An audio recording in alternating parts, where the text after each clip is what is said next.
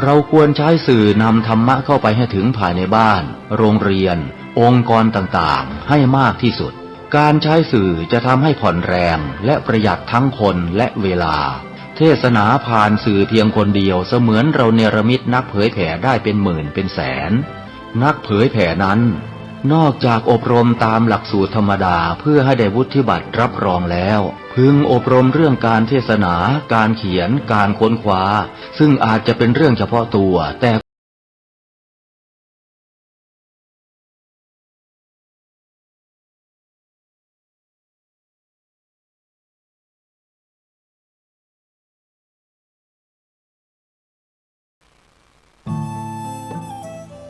ท่านกำลังติดตามรับฟังสถานีวิทยุกระจายเสียงพระพุทธศาสนาแห่งชาติและสังคม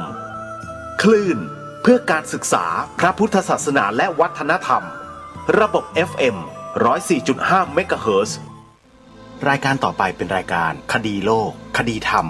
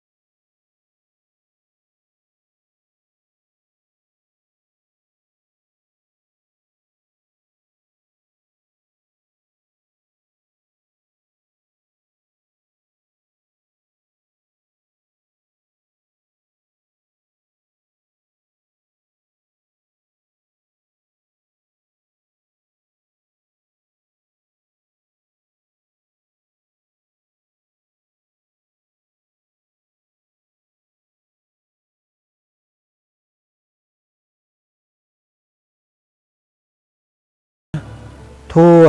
ไทยใครบอกต่อผู้นั้นได้บุญวันนี้ทางรายการยังคงเกาะติดประวัติความเป็นมาของครูบาโสภาพระอภัยสารทะสังฆปาโมกข์ครบ194 ปีของท่านเป็นปฐมสังฆราชาแห่งล้านนาไทยและเจ้าคณะจังหวัดเชียงใหม่รูปแรกที่นำประวัติขององค์ท่านมานำเสนอในรายการนั้นเนื่องด้วย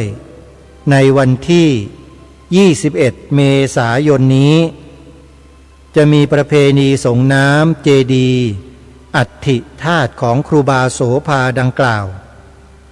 ชาวล้านนาต่างก็ประกอบพิธีนี้ด้วยความสำนึกในบุญคุณของครูบาเจ้าที่ทำให้สังฆมณฑลล้านนามีความเจริญรุ่งเรืองมาจนถึงทุกวันนี้ได้ด้วยความวิริยะอุตสาหะทุ่มเทเสียสละขององค์ท่านวัดฝายหินจึงจัดงานประเพณีส่งน้ำเจดีย์อัฐิธาตุของท่านขึ้นในวันที่21เมษายนของทุกปีกำหนดการมีดังต่อไปนี้วันที่20เมษายนจะมีกิจกรรมกีฬาหมู่บ้านฝายหินครั้งที่2ที่ลานจอดรถหน้าอาคารธรรมสถานมช.วันที่21เมษายนเวลา7 นาฬิกาจะมีการตั้งขบวนแห่น้ำสงฆ์ณวัดสวนดอกพระอารามหลวง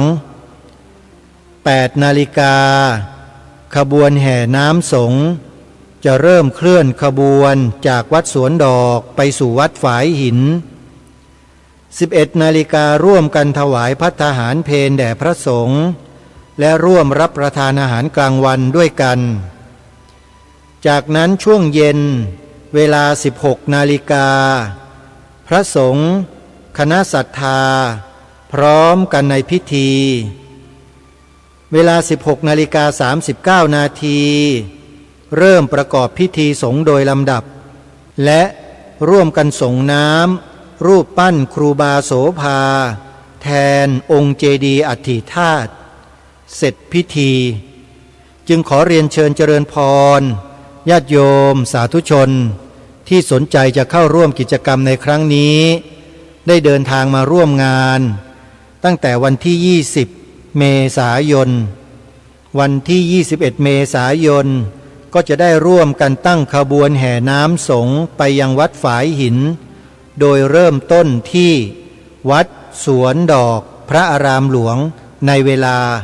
7 นาฬิกา 8 นาฬิกาก็จะเริ่มเคลื่อนขบวนกันใครที่สนใจกิจกรรมในครั้งนี้จะร่วมทำบุญสมทบทุน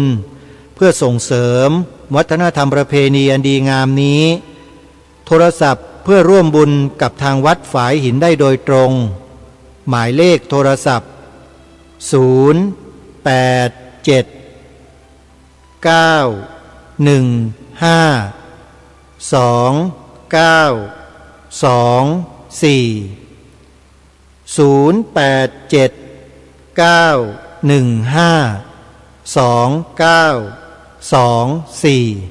ก็โทรศัพท์ไปสอบถามรายละเอียดเพิ่มเติมกันได้นะโยมนะ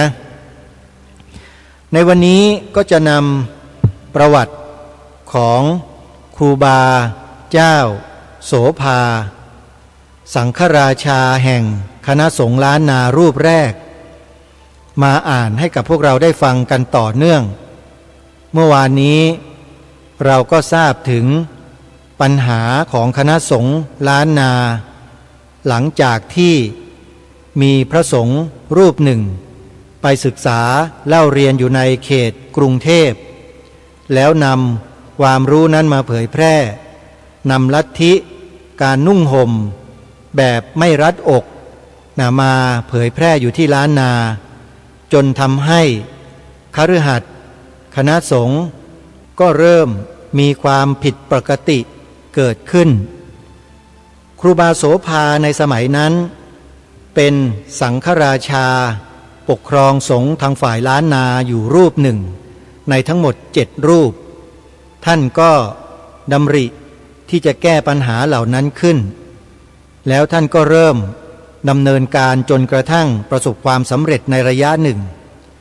แต่เรื่องราวก็ไม่ได้จบอยู่เพียงเท่านั้นท่านได้ถูกคณะสงฆ์ส่วนกลางเรียกตัวเข้าไปเพื่อประชุมและไปเจรจาพูดคุยกันในเมืองหลวงเรื่องราวมาถึงตรงนี้แล้วเรื่องราวต่อไปจะเป็นอย่างไรนั้นติดตามรับฟังกันได้ตั้งแต่บัดนี้เป็นต้นไปการเข้าร่วมประชุมสงฆ์สมาคมในปีพระพุทธศักราช 2449 นั้นครูบาฝายหินได้แสดงบารมีธรรมถวายพระพรตอบกิจการศาสนาฝ่ายเหนืออย่างรอบรู้เป็นที่พอพระราชหฤทัยรัชกาลที่5ยิ่งทรงถวายตำแหน่งพระราชาคณะให้ครูบาฝายหินดำรงสมณศักดิ์เป็นพระอภัยสารทะสังฆปาโมกข์เจ้าคณะใหญ่หนเหนือและให้สังฆราชาวัดเชตุพนดำรงสมณศักดิ์พระโพธิรังสีเป็นรองเจ้าคณะใหญ่เดินทางกลับเชียงใหม่ในปีเดียวกันครั้งนั้นเล่าฝ่ายหนการพระศาสนา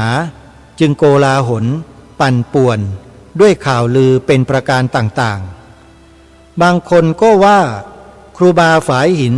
จะถูกกักตัวบางคนก็ว่าครูบาฝายหินถูกหาเป็นกบฏบางคนหมู่ที่เป็นฝ่ายปฏิปักษ์ครูบาก็หาว่า จะถูกประหารก็มีกรณีเล่าลือก็กว้างแผ่ไปทุกวันจนลงเรือที่ท่าวัดชัยมงคลชาวบ้านชาวเมืองก็อึงคนึงสาธุบางคนที่หูไม่มีน้ำหนักถึงกับร้องไห้ก็มีพระสงฆ์ที่มาเจริญชัยมงคลแก่ครูบาก็เนืองแน่นอารามไปด้วยกาสาวพัสเต็มอยู่ท่าเรือครูบาฝายหินไปครั้งนั้นกับสังฆราชที่5วัดเชตุพนขณะที่สารวนกันอยู่นั้นมงคลสายมงคลได้ประกอบเสร็จแล้วครูบาก็สั่งพวกสงฆ์ทั้งหลายว่าสงฆ์ทั้งหลายอย่าเดือดร้อนไปข้าจักไปดีอยู่กันทางนี้หมายหนังสือในสงฆ์ไผมาอย่ารับ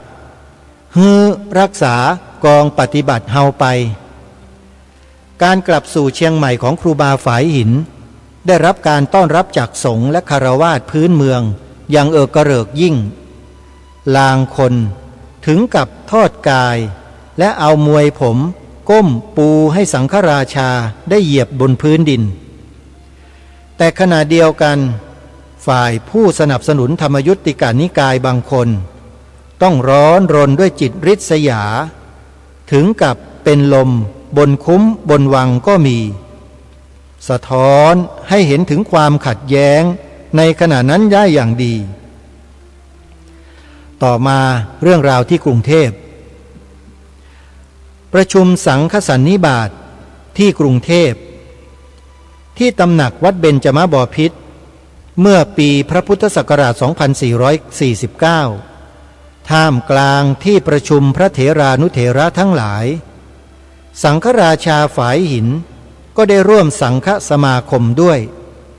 พระบาทสมเด็จพระพุทธเจ้าหลวงทรงประทับณเบื้องหน้าสงฆ์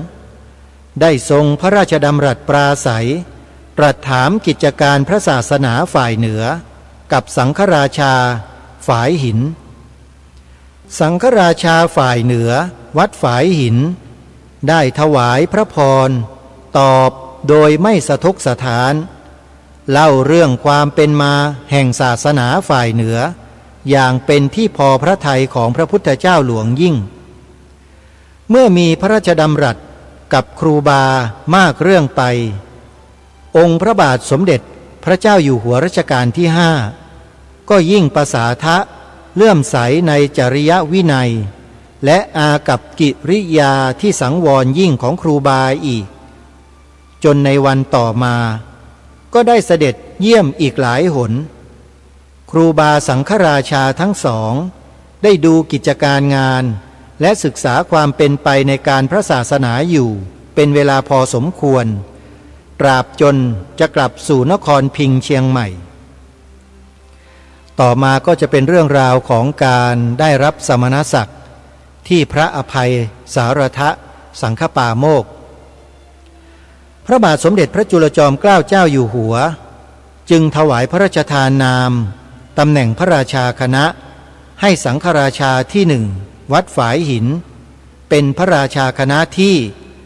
พระอภัยสารทะสังฆปาโมกข์และให้สังฆราชาที่5วัดเชตุพนเป็นที่พระครูโพธิรังสีเป็นรองเจ้าคณะใหญ่เมื่อได้กลับสู่นครพิงค์เชียงใหม่ครั้งนี้ชาวบ้านชาวเมืองและคณะสงฆ์ได้นำขบวนเรือไปรับถึงใต้จังหวัดลำพูนสังฆนาวานำเรือจึงอร่ามเหลืองสลอนไปทั่วทุกคุ้งแควน้ำพระสงฆ์ทั้งหลายที่อยู่ทำชัยมงคลทางบ้านเมืองต่างก็ปลื้มปีติอย่างมากมายในการกลับของพระสังฆราชานายกะราชครูบางคนถึงกับทอดกายและเอามวยผมก้มปูให้สังฆราชาได้เหยียบเดินแต่บางคนที่ใส่ซ้ำครูบาด้วยความริษยามายาก็ถึงกับเป็นลมอยู่บนคุ้มบนวังก็มีครั้งหลังนี้พระบวรพุทธศาสนาจึงรุ่งโรจน์ ขยับขยายขึ้นไปอีกมากมาย งานสาธารณูปการเมื่อเจ้าคุณพระอภัยสารทะสังฆปาโมกข์กลับสู่นครเชียงใหม่แล้วได้บริหารกิจการคณะสงฆ์ในนครพิงเชียงใหม่ให้เจริญรุ่งเรืองขึ้นเป็นลำดับทั้งในด้านคันธทุระและวิปัสสนาธุระในด้านสาธารณูปการได้เป็นประธานเสริมสร้างวัดวาอารามเช่นกุฏิวิหารโบสถ์และถาวรวัตถุต่างๆทั้งในวัดและต่างวัดในล้านนาไทยที่ชำรุดทรุดโทรมให้มั่นคงถาวรเป็นที่สง่างามสืบต่อมาจนถึงปัจจุบันนี้จากนั้นลุถึงปีพระพุทธศักราช 2453 สมเด็จพระปิยมหาราชสวรรคตสมเด็จเจ้าฟ้ามหาวชิราวุธมกุฎราชกุมารได้สืบสันตติวงศ์รัชกาลที่ 6เมื่อถึงพระราชพิธีบรมราชาภิเษกส่วนกลางก็ได้ราธนาราชครูสังฆราชานายกะอภัยสารทะวัดฝายหินลงไปร่วมพระราชพิธีด้วยการไปครั้งนี้ท่านได้วิลาสสนทนาปรึกษากับพระเถรานุเถระทั้งหลายทางกรุงเทพพระมหานครเกี่ยวกับการสงฆ์อีกซึ่งมีสมเด็จพระวรรณรัตน์จ่ายวัดเบญจมาบพิตรเป็นต้นภายหลังจากกลับมาแล้วพระบาทสมเด็จพระมงกุฎเกล้าเจ้าอยู่หัวจึงได้มีพระบรมราชโองการอาราธนาพระธรรมวโรดมสมเด็จพระวรรณรัตน์จ่ายให้ช่วยจัดการพระศาสนาฝ่ายหนเหนือการบริหารพระศาสนาจึงเจริญตามลำดับจนปัจฉิมวัยสังฆราชใหญ่ฝายหินก็ได้ส่งพระสงฆ์ผู้เป็นกำลังศาสนาไปดูการบริหารการคณะสงฆ์ที่กรุงเทพมีดังต่อไปนี้ 1. พระอินทจักรคัมภีรธรรมวัดเชตวันเจ้าคณะจังหวัดองค์ที่ 2 พระอภิวงศ์ญาณลังกาวัดทุงยูเจ้าคณะจังหวัดองค์ที่ 3 พระคันธาโรโพธิรังสีวัดศรีดอนชัยเจ้าคณะจังหวัดองค์ที่ 4ฝ่ายการศึกษาปริยัติธรรมก็ได้จัดที่พระสงฆ์ทรงวิริยะอุตสาหะไปเรียนบาลีและนักธรรมอีกผู้เป็นกำลังสำคัญมันสมองของพระศาสนาในจังหวัดเชียงใหม่ในการต่อมาก็มีพระครูปริยัตยานุรักษ์สุดใจวัดเกตการามเป็นต้นแล้วนี่ก็เป็นกิจการงานการศึกษาของคณะสงฆ์ล้านนาที่ท่านเจ้าคุณพระอภัยสารทสังฆปาโมกข์องค์สังฆราชาแห่งล้านนาองค์แรกท่านก็ได้บริหารจัดการจนสำเร็จจากนั้นมาความชราภาพก็เข้ามาเยือนองค์ท่านถึงกับมรณภาพโดยมีการบันทึกไว้ดังต่อไปนี้ท่านเจ้าคุณพระอภัยสารทะสังฆปาโมกข์ปฐมสังฆราชาแห่งล้านนาไทยอดีตเจ้าอาวาสวัดฝายหินและอดีตเจ้าคณะจังหวัดเชียงใหม่องค์ที่ 1ได้บำเพ็ญคุณประโยชน์แก่พระพุทธศาสนาทั้งในด้านคันธทุระและวิปัสสนาธุระตลอดจนได้ก่อสร้างและทนุบำรุงถาวรวัตถุต่างๆของวัดในล้านนาไทยเป็นงานสาธารณูปการและเป็นการทำรงรักษาไว้ซึ่งพระพุทธศาสนาและศิลปะวัฒนธรรมในล้านนาไทยให้เจริญรุ่งเรืองเป็นที่ประจักษ์แก่ชาวล้านนาไทยจนลุในวันที่ 21 เมษายน พระพุทธศักราช 2457 ท่านได้อาพาธด้วยโรคชรา และได้มรณภาพไปรวมสิริอายุได้83 พรรษาพระเถรานุเถระและศิษยานุศิษย์ทั้งหลายจึงได้สร้างอนุสาวรีย์ไว้ณวัดฝายหิน ตราบเท่าทุกวันนี้แล้วนี่ก็เป็นชีวิตและผลงานขององค์ปฐมสังฆราชาองค์แรกของล้านนาท่านเจ้าคุณพระอภัยสารทะสังฆปาโมกข์ครูบาโสภาหรือครูบาวัดฝายหินแห่งวัดฝายหินตำบลสุเทพอำเภอเมืองเชียงใหม่ที่ชาวเชียงใหม่ได้ให้ความเคารพเลื่อมใสศรัทธามาเป็นระยะเวลาที่ยาวนานแล้วแต่ไม่เป็นที่ประกาศและไม่เป็นที่เรื่องลือออกสู่สาธารณะเท่านั้นเองญาติโยมเพราะฉะนั้นเมื่อถึงโอกาสอันเป็นมหามงคลที่ชาวล้านนาทุกคนจะได้ประกอบกองการกุศลเพื่อถวายความกตัญญูกตเวทีแด่องค์ท่านวัดฝายหินจึงจัดงานประจำปีขึ้นเป็นประจำทุกปีในระหว่างวันที่20-21 เมษายนในปีนี้ก็จะประกอบพิธีสงน้ำองค์รูปหล่อเหมือนของท่านแทนองค์เจดีย์ที่วัดฝายหินตั้งแต่เวลา7 นาฬิกาก็จะมีการรวมพลกันที่วัดสวนดอกเพื่อตั้งขบวนแห่น้ำสงฆ์เวลา8 นาฬิกาขบวนแห่น้ำสงฆ์เคลื่อนออกจากวัดสวนดอกไปยังวัดฝายหินแล้วเวลา11 นาฬิกาถวายภัตตาหารเพลสงฆ์จากนั้นเวลา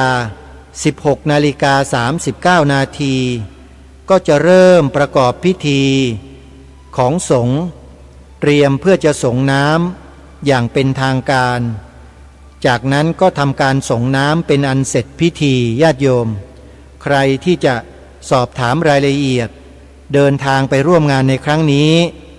โยมจดหมายเลขโทรศัพท์วัดฝายหินไว้นะโยมนะจะร่วมทำบุญกับทางวัดเพราะเดินทางมาร่วมงานไม่ได้ก็สามารถดำเนินการได้เช่นกัน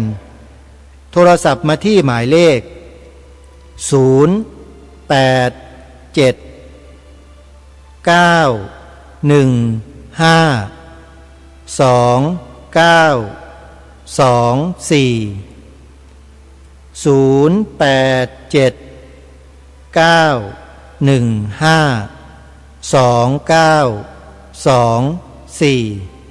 ขออนุโมทนาสาธุกับทุกท่าน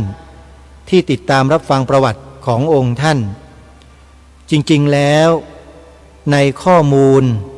ที่ blogspot.com นำมาเผยแพร่อยู่ในโลกโซเชียลที่นำมาอ่านให้สาธุชนได้ฟังนั้นมีการบันทึกจารึกเรื่องราวของพระสงฆ์สายธรรมยุทธในล้านนาในเชียงใหม่ด้วยทำไมจึงไม่รุ่งเรืองในนี้มีการบันทึกไว้หมดเลยแล้วยาวด้วยญาติโยมถ้าใครจะไปหาอ่านนะโยมนะ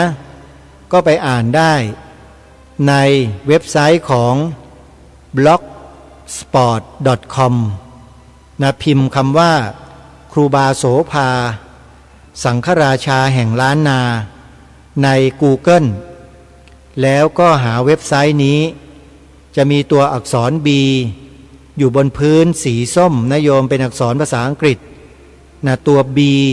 box เนี่ยนะฮะอยู่บนพื้นสีส้มเป็นสัญลักษณ์ของเว็บไซต์นี้ท่านสาธุชนก็เข้าไปอ่านได้เลยแต่ในที่นี้จะขอไม่นำมาอ่านออกสู่สาธารณะนะโยมนะเพราะว่าไม่เหมาะสมแค่เรื่องราวที่ได้อ่านให้ฟังให้จบไปเมื่อสักครู่นี้ก็เป็นข้อขัดแย้งในอดีตที่เราได้ยินได้ฟังผ่านไปเมื่อสักครู่นี้ก็ชัดเจนอยู่แล้วถ้าจะมาซ้ำเติมหรืออะไรกันอีกเนี่ยก็คงจะไม่ดีแน่นอนแต่ก็ขอบอกไว้ว่าเรื่องราวเหล่านี้เนี่ยมันจบลงไปหมดแล้วนะโยมนะมันไม่มีปัญหาอะไรกันแล้วนะคณะสงฆ์ในปัจจุบันนี้ไม่ว่าจะเป็นฝ่ายธรรมยุทธฝ่ายมหานิกายเราก็มีการปรองดองรักสามัคคีกันดีญาติโยมร่วมแรงร่วมใจกันทำงานพระศาสนาเป็นอย่างดีเลยจะไม่มีธรรมยุทธไม่มีมหานิกายในความรู้สึกเหมือนดังในอดีตอีกแล้วนะ ต้องขอแจ้งขอบอกพระเถรานุเถระทุกรูปไว้ด้วยนะครับอย่าไปรื้อฟื้นปัญหาเหล่านี้ขึ้นมาอีกมันจะไม่จบเพราะทุกอย่างนั้นครูบาโสภา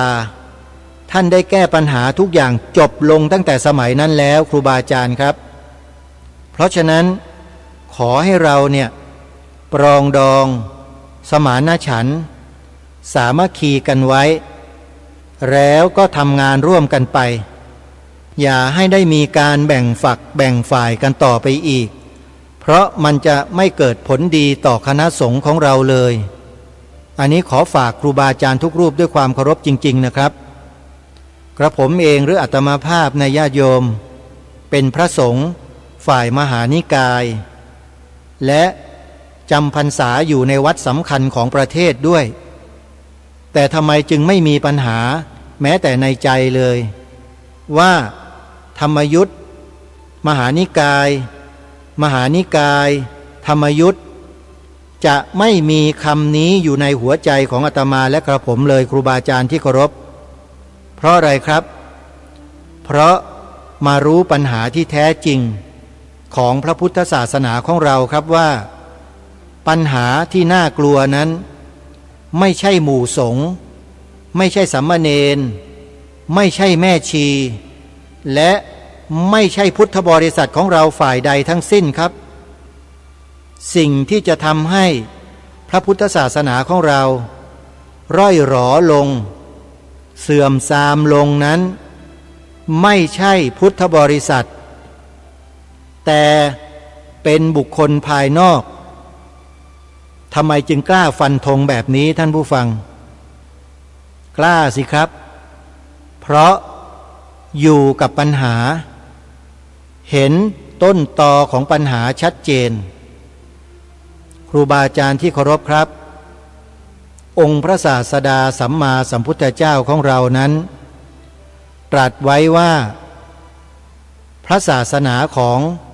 องค์สมเด็จพระสัมมาสัมพุทธเจ้า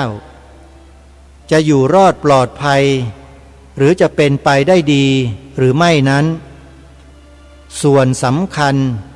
อยู่ที่พุทธบริษัทของเราพระองค์ตรัสเช่นนี้นะโยมอยู่ที่พุทธบริษัทศาสนาพุทธจะเจริญหรือว่าจะเสื่อมอยู่ที่พุทธบริษัทของเราญาติโยมทีนี้จะเสื่อมหรือไม่เสื่อมอยู่ที่ไหนฮะอยู่ที่ว่าหนึ่งในพุทธบริษัทไทยของเราเนี่ยที่อยู่ในพระบวรพุทธศาสนาคือบริษัทของศาสนาพุทธเนี่ยนะฮะเป็นพวกขายศาสนาหรือเปล่าชี้โพรงให้กระรอกหรือไม่ชี้โพรงให้กระรอกหรือไม่เป็นบุคคลที่ขายศาสนาหรือไม่เหมือนกับพวกขายชาตินะโยมญาติโยมอย่าลืมนะว่าที่กรุงศรีอยุธยาเพลี่ยงพล้ำตกเป็นเมืองขึ้นของประเทศพม่ามาทั้งสองครั้งสองคราเนี่ยที่เสียกรุงเนี่ยนะเพราะใครเพราะคนไทยใช่ไหมคนไทยประเภทไหนล่ะสวนเสเฮฮากินเหล้าเมายาเล่นการพนันอะไรต่างๆเหล่านั้นหรือเปล่าคนเสเพลเหล่านั้นไหมไม่ใช่เลยจริงไหมคนเหล่านั้นก็ไม่มาเกี่ยวข้องอะไรกับเรื่องบ้านเมืองเลยแต่ที่กรุงศรีอยุธยาเสียเพราะใครล่ะคนขายชาติแล้วคนประเภทไหนถ้าไม่ใช่พวกสวนเสเฮฮาเมายาบ้ายาอีสนุกสนานฮาเฮกินเหล้าสูบบุหรี่ไฟฟ้าแล้วถามว่าคนที่ทำให้ชาติบ้านเมืองทำให้พระพุทธศาสนาเราฉิบหายเนี่ยคือใครคือคนที่ขายชาติขายศาสนาให้คนนอกเข้ามาทำลายไง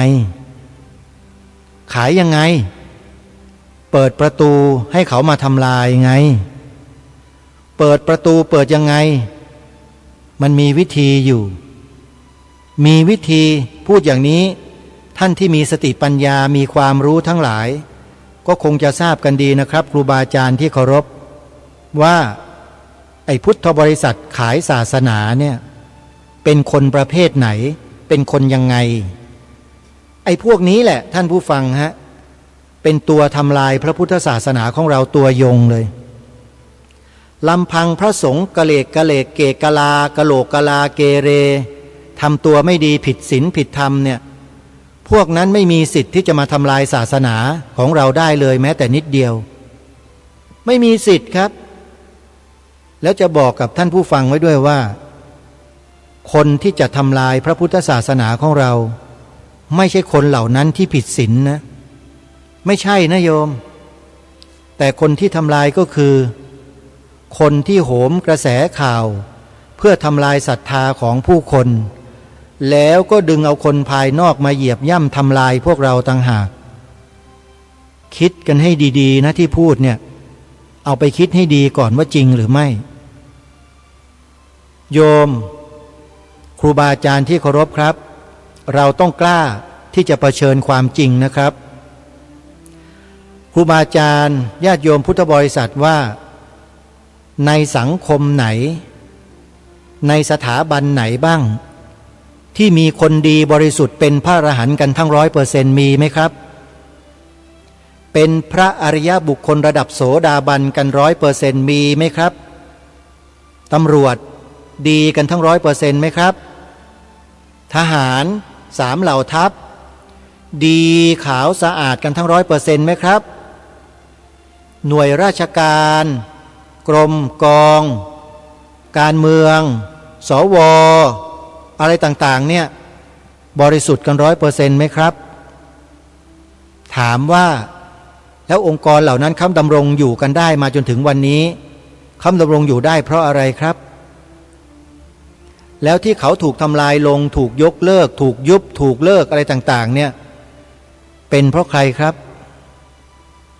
ที่ตำรวจเขามีปัญหาอยู่ทุกวันนี้เพราะใครครับอันนี้คิดให้กันให้ดีๆก่อนนะครับคนที่ทำไม่ดีเหล่านั้นเขาไม่ได้ทำลายนะครับแต่คนทำลายที่แท้จริงคือใครก็คือคนที่จ้องจะทำลายสถาบันนั้นๆนะครับทั้งคนในแล้วก็คนนอกด้วยนั่นแหละครับเขาเรียกว่าตัวทำลายที่แท้จริงที่ผ่านมาใครทำลายพระพุทธศาสนาลองไปศึกษาหาข้อมูลดูได้แล้วท่านทั้งหลายจะทราบและจะรู้ความเป็นจริงลำพังพวกเราชาวพุทธบริษัททั้งหลายอยู่ด้วยกันเนี่ยนะบริหารจัดการกันมีฝ่ายการปกครองฝ่ายการศึกษาฝ่ายเผยแผ่ฝ่ายสาธารณูปการฝ่ายศึกษาสงเคราะห์ฝ่ายสาธารณสงเคราะห์ทั้ง6ฝ่ายเหล่านี้เขาบริหารจัดการดูแลองค์กรพระพุทธศาสนามาด้วยดีโดยตลอดแล้วไม่เคยมีปัญหาอะไรที่ทำให้บ้านเมืองต้องเดือดร้อนเลยแม้แต่นิดเดียวแต่ทำไมจึงมีการทำลายบ่อนทำลายพระพุทธศาสนาเกิดขึ้นเล่าแล้วเกิดขึ้นด้วยวิธีการใดๆวิธีการใดท่านใดที่ต้องการจะทราบต้องการจะรู้ให้ไปดูคลิปของอปพส.ไปเปิดดูกันให้ทั่วๆเปิดดูกันให้ครบทุกคลิปแล้วท่านจะทราบเองว่าเขาทำลายพระพุทธศาสนากันด้วยวิธีอย่างไรท่านจะทราบด้วยตัวของท่านเองข้อมูลเหล่านี้มีเผยแพร่อยู่ในโลกโซเชียลเต็มไปหมดเลยถ้าหากว่าท่านสาธุชนต้องการหรือสนใจจะไปเรียนรู้ไปดูกันได้ใช้ปากกากับกระดาษจดชื่อเหล่านี้เอาไว้แล้วท่านก็เข้าไปดูกันใน YouTube ใน Facebook ใน TikTok ก็ดูได้จดตัวอักษร4ตัวดังนี้ออ่างปอปลาพอพานสอเสือเป็นอักษรย่อ4ตัวนะอปอพอสอ อปพสท่านผู้ฟังพิมพ์ชื่อนี้ลงไปใน YouTube ก็ได้ใน Facebook ก็ดีใน TikTok ก็ใช้ได้หรือแม้แต่ใน Google ท่านก็จะสามารถติดตามข้อมูลเหล่านี้ได้แล้วก็อีกคนหนึ่งนะที่เขาออกคลิปอยู่ทุกวันเนี่ยเปิดโปงคนทำลายพระพุทธศาสนาแบบจะเต็มไม่มีการอ้อมค้อมนะให้เขียนจดรายชื่อนี้ไว้แล้วไปพิมพ์ลงใน YouTube เปิดดูชื่อธนวัฒน์โจกระโทกจดทันไหมโยมเอาจดใหม่นะจะบอกใหม่ธนวัฒน์โจกระโทกธนวัฒน์สะกดยังไงทอธงนอหนูวอแหวนไม้หันอากาศทอผู้เท่านอหนูกรันธนวัฒน์เว้นวรรคนะเว้นวรรคไปหนึ่งเคาะแล้วก็พิมพ์นามสกุลเขาว่าโจกระโทกคงไม่ต้องสะกดให้ละมั่งโจกกระโทกเนี่ยโยมโทกก็สระโอทอทหารกอไก่โยมกระโทกเป็นนามสกุลของโคราชเขานะพิมพ์ชื่อนี้แหละลงไปใน YouTube แล้วก็เปิดฟังดูญาติโยมจะเห็นจะรู้ว่าการทำลายพระพุทธศาสนาอีกรูปแบบหนึ่งของคนนอกเขาทำกันยังไงขอย้ำนะคนในพระศาสนาเขาจะไม่ทำแบบนี้มีแต่คนข้างนอกมาทำนะลองไปเปิดดูนะโยมนะแล้วถ้าหากว่ายังไม่สะใจพิมพ์อีกชื่อหนึ่งลงไปโยมแล้วไปเปิดฟังกันดูนะใน YouTube อันนี้เขาเรียกว่าเป็นข้อมูลพิเศษสำหรับผู้ที่สนใจจริงๆนะโยมคนที่ต้องการจะรู้ข้อมูลเหล่านี้นะซึ่งท่านไม่เคยรู้กันมาก่อนแต่สำหรับผู้ดำเนินรายการคดีโลกคดีธรรมคนนี้แล้วรูปนี้แล้วเนี่ยรู้มาทั้งหมดแล้วรู้จริงด้วยไม่ใช่รู้เปล่าๆมีข้อมูลมาบอกให้ทุกคนเข้าไปดูกันด้วยเอาอีกชื่อหนึ่งนะอีกชื่อหนึ่งนะอันนี้เด็ดมากเลยชื่อทูตเทวทัตทุจินจดทันไหมโยมทูตเทวทัตทุจินพอชื่อทุจินนี่ตุ๊กแกร้องทักเลยเห็นไหมโยมนะชื่อนี้แรงชื่อนี้น่าสนใจมากอันนี้ไปดูเบื้องหลังกันได้คุณธนวัฒน์โจกระโทกเป็นคนไปขุดคุยเบื้องหลังของคนคนนี้เอาไว้ทูตเทวทัตทุจินเนี่ยนะฮะที่เขาด่าพระว่าเป็นพวกมหาโจรเนี่ยคุณธนวัฒน์โจกระโทกเขาไปขุดคุยประวัติความเป็นมาแล้วก็นำมาเสนอต่อพวกเรากันให้เราได้รู้จักคนคนนี้ให้ชัดเจนว่ามีที่มาที่ไปยังไงแล้วเมื่อทุกคนไปฟังคนคนนี้พูดด่าพระว่าเป็นมหาโจรแล้วทุกคนจะหายสงสัยทันทีว่าเป็นใครนะฮะถ้าจะไปฟังคลิปดังกล่าวให้ไปฟังคลิปที่ชื่อว่าทูตเทวทัตทุจินสะกดอย่างนี้โยมทอทหารสระอูตอเต่าสระเอทอทหารวอแหวนทอทหารไม้หันอากาศตอเต่าทอทหารสระอุจอจานสระอินอหนูตอเต่าการันอ้าวจดเสร็จแล้วลองอ่านดูสิ อ่านออกเสียงแล้วได้คำนี้ไหมทูตเทวทัตทุจินแล้วให้พิมพ์ชื่อของบุคคลผู้ที่ได้ทำคลิปนี้ออกมาเผยแพร่นิดนึงพิมพ์ชื่อนี้นะพระมหาอุเทนไม่ใช่พระอาจารย์อุเทนนะพระมหาอุเทนวันนี้มาบอกข้อมูลอีกรอบหนึ่งเพราะว่ามีหลายคนอาจจะสงสัยรายการนี้ว่าพูดเรื่องอะไรทำไมจึงพูดอะไรแบบนี้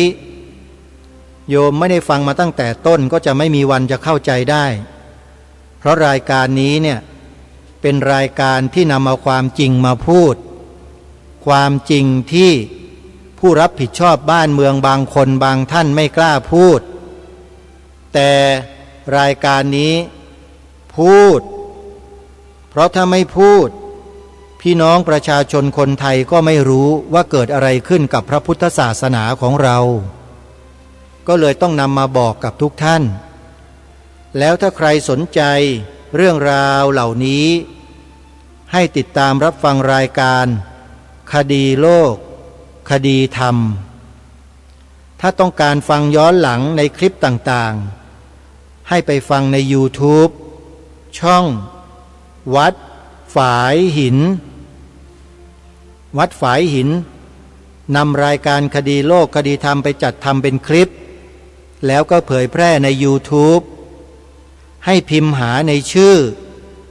คดีโลกคดีธรรมก็จะได้ฟังรายการนี้ตั้งแต่ต้นๆเลยเมื่อประมาณ10 กว่าปีที่ผ่านมาแล้วโยมฟังกันไหวหรือเปล่านะฮะทำรายการมานี่20 ปีแล้วนะโยมไม่ใช่น้อยๆนะอาตมาเนี่ย21 ปีแล้วนะโยมรายการคดีโลกคดีธรรมเนี่ยจัดรายการมาตั้งแต่ครั้งแรกที่สถานีวิทยุพระพุทธศาสนาแห่งชาติที่พุทธมณฑลนู่นโยมพุทธมณฑลสารยานู่นเริ่มต้นมาตั้งแต่นู่นรายการคดีโลกคดีธรรมถ้ามีใครถามว่ากำเนิดเกิดมาที่ไหนเกิดมาตั้งแต่เมื่อไหร่เกิดมาในพุทธมณฑลส่วนกลางสถานีวิทยุอยู่ที่นั่นแล้วก็ดำเนินการมาโดยตลอดจนกระทั่งถึงวันนี้ตั้งแต่ปีพระพุทธศักราช2547นะโยมนะรายการนี้ได้จัดได้พูดได้ออกอากาศมาเนี่ย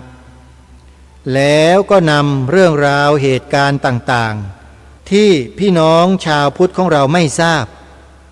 มาออกอากาศให้ทุกท่านทุกคนทุกรูปทุกนามได้ทราบกันแล้วในช่วงปัจจุบันนี้ก็เพลาๆลงเยอะโยมไม่ได้นำเรื่องราวเหล่านั้นมาปรารภอย่างต่อเนื่องเหมือนก่อนอีกแล้วนานๆจะแวะมาสักทีหนึ่งเพื่อกันพวกเราลืมสิ่งที่เกิดขึ้นกับพระพุทธศาสนาของเราโยมมีเยอะแยะมากมายเลยต้องขอบใจเทคโนโลยีสมัยใหม่ด้วยนะที่ช่วยบันทึกเหตุการณ์ในอดีตเหล่านั้นเอาไว้ให้ชาวพุทธในปัจจุบันที่ตามสถานการณ์ไม่ทันนั้นได้ย้อนกลับไปดูไปฟังสิ่งเหล่านั้นกันได้นี่ต้องขออนุโมทนากับผู้พัฒนาระบบเทคโนโลยี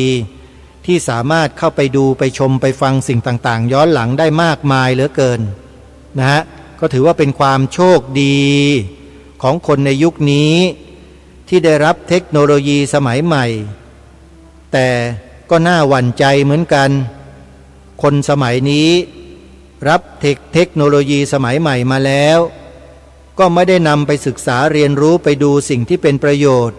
ต่อพระบวรพุทธศาสนาเท่าที่ควรส่วนมากก็จะนำไปเล่นเกมจิ๊กจ๊อกจิ๊กจ๊อกจิ๊กจ๊อกจิ๊กจ๊อกจิ๊กจ๊อกกันอยู่ตลอดอาตมาได้ยินประจำเลยโยมนั่งรถไปที่ไหนยังไงก็ได้ยินแต่เสียงยิงจิ้วจิ้วจิ้วจิ้วจิ้วจ๊อกจ๊อกจ๊อกแจ๊กแจ๊กแจ๊กอย่างเงี้ยตลอดเลยก็เลยน่าเสียดายเวลาของชีวิตเกิดมาทั้งทีมีชีวิตมีลมหายใจแล้วก็ปล่อยตัวให้ประมาทกันอยู่อย่างนั้นไม่ยอมนำเอาเทคโนโลยีสมัยใหม่เนี่ย มาพัฒนาร่างกายแล้วก็จิตใจของตนเองให้ดีขึ้นนั่นก็หมายความว่าไม่มาศึกษาธรรมะมาศึกษาเรื่องราวของชีวิตปล่อยให้เวลาล่วงเลยไปโดยเปล่าประโยชน์ไปยิงกันจ๊อกจ๊อกแจ๊กแจ๊กปิ้วปิ้วปิ้วปิ้วปิ้วกันอยู่เนี่ยไม่รู้สาระมันอยู่ตรงไหนญาติโยมได้สาระอะไรกับชีวิตกันบ้างโยมช่วยตอบมาสักข้อสิว่าสาระของชีวิตที่จะได้นี่คืออะไรไปนั่งยิงนั่งเล่นกันอยู่มีแต่จะสร้างความเสื่อมเสียให้เกิดขึ้นนะไม่ว่า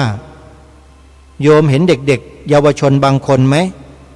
ที่เล่นเกมกันทั้งวันทั้งคืนเนี่ยสุดท้ายก็ถือปืนจะมายิงพ่อตัวเองอย่างดังที่เป็นข่าวเผยแพร่อยู่ในคลิปทั่วไปหมดทะเลาะเบาะแว้งกันยิงกันตีกันยิงกันฆ่ากันเพราะอะไรเล่นเกมยิงกันฆ่ากันอยู่ตลอดเวลาจิตใจของเด็กเยาวชนนะเมื่อซึมซับการยิงการฆ่าในเกมบ่อยๆมากๆเข้าเด็กมันก็จะคุ้นชินกับการฆ่าการยิงเวลามันฆ่าใครยิงใครจริงๆเนี่ยมันไม่ได้มีความรู้สึกกลัวอะไรเลยญาติโยมเพราะอะไรรู้ไหมมันฝึกฝนการยิงการฆ่าอยู่ในเกมมาตลอดชีวิตที่ผ่านมาเพราะมันได้อาวุธได้ปืนมันก็เล่นเลยสิทีนี้นี่คืออันตรายที่กำลังรอระเบิดในอนาคตท่านผู้ฟังอย่าเพิ่งเชื่อผู้พูดนะ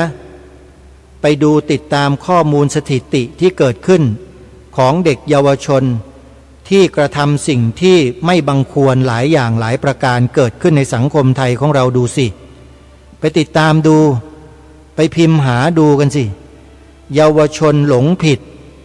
พิมพ์แค่คำนี้คำเดียวโยมก็จะเจอเพียบเลยลองดูนะไปพิมพ์ดูใน YouTube นะโยมเยาวชนหลงผิดจะเจอปัญหาเต็มไปหมดเลยที่เขานำเอาคลิปเหล่านี้มาเผยแพร่กันนั่นแหละเด็กเยาวชนที่ไปปลูกฝังตัวเองผ่านเกมออนไลน์อาวุธดีๆอาวุธสังหารทันสมัยยิงเลือดกระฉูดตายกันเป็นร้อยเป็นพันยิงกันทั้งวันทั้งคืนฆ่ากันยิงกันฟันกันไปดูได้เลยมีแต่เกมพวกนี้ทั้งนั้นนี่แหละคือสิ่งที่น่ากลัวในอนาคตที่เด็กเยาวชนเหล่านี้เมื่อเติบโตขึ้นมาในสังคมแล้วเนี่ยจิตใจของคนพวกนี้จะเป็นอย่างไรต่างกันกับเด็กๆเยาวชนที่ผ่านการฝึกฝนอบรมตนทางด้านศีลธรรมอยู่เป็นประจำจะมีความอ่อนโยนอ่อนน้อมต่อผู้หลักผู้ใหญ่มีความเคารพเชื่อฟังพ่อแม่ผู้ปกครองครูบาอาจารย์เป็นอย่างดีใช่ไหมโยมเห็นความแตกต่างไหมโยมว่าอนาคตข้างหน้าเด็กๆเยาวชนที่ดีๆมีศีลธรรมเนี่ยจะเจอภัยคุกคามในอนาคตหรือไม่อย่างไรอันนี้ต้องไปศึกษาเรียนรู้กันดูนะโยมนะอย่าพึ่งเชื่ออาตมาไปศึกษาสถิติทั้งหลายเหล่านั้นกันดูก่อนแล้วค่อยมาเชื่อนะสำหรับวันนี้เราได้ศึกษาได้เรียนรู้ประวัติของพระสงฆ์อีกคณะหนึ่งคือคณะล้านนาไทยของเราโดยมีองค์ปฐมสังฆราชานายกะองค์ครูบาโสภาแห่งวัดฝายหินท่านได้สร้างคณะสงฆ์ขึ้นมาอย่างเข้มแข็งให้ล้านนาของเราถ้าสาธุชนจะตอบแทนทำบุญคุณของครูบาอาจารย์ให้ปรากฏวันที่21เมษายนนี้วัดฝายหินประกอบพิธีส่งน้ำครูบาโสภาขึ้นทุกปีโยมไปทำบุญที่วัดฝายหินกันนะโยมนะ21เมษายนนี้โทรศัพท์ติดต่อที่หมายเลข0879152924อนุโมทนา สาธุหมดเวลาของรายการแล้วท่านผู้ฟังพบกับรายการได้ใหม่ในวันต่อไปขอความสุขสวัสดีในธรรมแห่งองค์สมเด็จพระบรมศาสดาสัมมาสัมพุทธเจ้าจงปรากฏเกิดมีขึ้นในจิตใจของท่านผู้ฟัง